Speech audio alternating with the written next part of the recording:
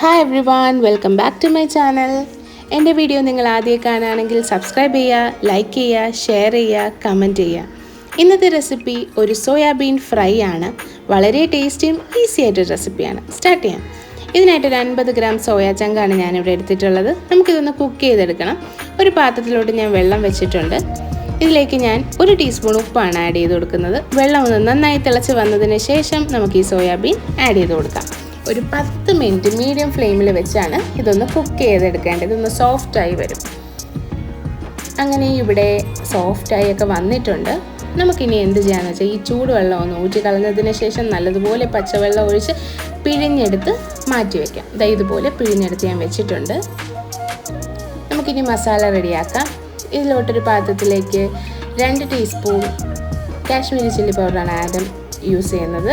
പിന്നെ മഞ്ഞൾപ്പൊടി, മല്ലിപ്പൊടി, പെരുംജീരകപ്പൊടി,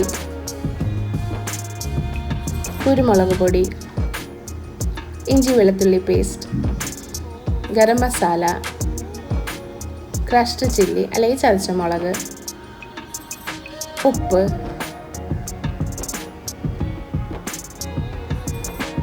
കറിവേപ്പില, ആവശ്യത്തിനുള്ള എണ്ണ. ഏത് എണ്ണയിലാണ് ഫ്രൈ ചെയ്യുന്നത് അതേ സെയിം എണ്ണയാണ് ഇവിടെ ഞാൻ യൂസ് ചെയ്യുന്നത്. നല്ലതുപോലെ മിക്സ് ചെയ്ത് ആവശ്യത്തിനുള്ള വെള്ളവും കൂടി ഒഴിച്ച് നല്ലപോലെ ഒന്ന് മിക്സ് ചെയ്ത് വെക്കാം. ഇത് നല്ല ടേസ്റ്റുമാണ്, അടിപൊളി ഈസിയാണ് ഇത് ഉണ്ടാക്കാനായിട്ട്. മീനും ചിക്കനും ഒന്നും കിട്ടിയില്ലെങ്കിൽ സോയാബീൻ ഉണ്ടെങ്കിൽ എളുപ്പം ഉണ്ടാക്കാം. അങ്ങനെ ഞാൻ ഇതിൽ സോയയും കൂടെ ആഡ് ചെയ്ത് നല്ലതുപോലെ മിക്സ് ചെയ്ത് ഒരു 10 മിനിറ്റ് റെസ്റ്റ് ചെയ്തതിന് ശേഷമാണ് ഞാനിത് ഫ്രൈ ചെയ്യുന്നത്. ഒരുപാട് സമയമൊന്നും വെക്കേണ്ട ആവശ്യമില്ല. അങ്ങനെ ഞാനൊരു പാൻ അടുപ്പത്തോട്ട് വെച്ചിട്ടുണ്ട്.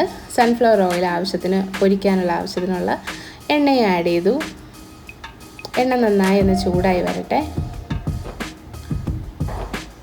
എണ്ണ നന്നായി ചൂടായി വരുമ്പോഴത്തേക്കും കുറച്ച് കറിവേപ്പില ആഡ് ചെയ്ത് കൊടുക്കാം. ഇനി നമുക്കിതിലേക്ക് നമ്മൾ മിക്സ് ചെയ്ത് വെച്ചിരിക്കുന്ന സോയയും കൂടി ഇട്ട് കൊടുത്ത് മീഡിയം ഫ്ലെയിമിൽ വെച്ച് നല്ലതുപോലെ മൊരിച്ചെടുക്കാം. അങ്ങനെ ഇവിടെ ഞാൻ എല്ലാ സോയ ഇട്ട് കൊടുത്തിട്ടുണ്ട്. തീ കൂട്ടി വെക്കരുത്, അത് വേഗം കരിഞ്ഞു പിടിക്കും. അതുകൊണ്ടൊരു മീഡിയം ഫ്ലെയിമിൽ വെച്ച് ഒന്നിങ്ങനെ ഇളക്കി കൊടുത്ത് റെഡിയാക്കി എടുക്കാവുന്നതാണ്. വളരെ എളുപ്പത്തിന് തന്നെ മൊരിഞ്ഞ് കിട്ടും, ഒരുപാട് ടൈമൊന്നും എടുക്കത്തില്ല.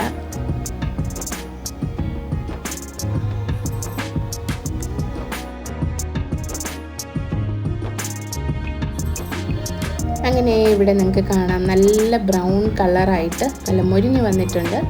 ഇനി ഞാൻ അതേ എണ്ണയിൽ തന്നെ കുറച്ച് കറിവേപ്പിലയും 2 പച്ചമുളകും കീറിയിട്ടിട്ടുണ്ട്. ഇനി നമുക്ക് ഇതും കൂടി ഒന്ന് എടുത്ത് നമ്മൾ സോയയിലിട്ട് കൊടുക്കാം.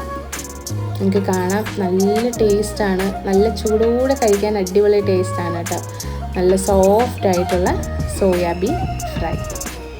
ഇത്രയേ ഉള്ളൂ ഈ വീഡിയോ. നിങ്ങൾക്ക് ഇഷ്ടമായെങ്കിൽ ലൈക്ക് ചെയ്യുക, ഷെയർ ചെയ്യുക, സബ്സ്ക്രൈബ് ചെയ്യുക, കമൻറ്റ് ചെയ്യുക. Thank you for watching.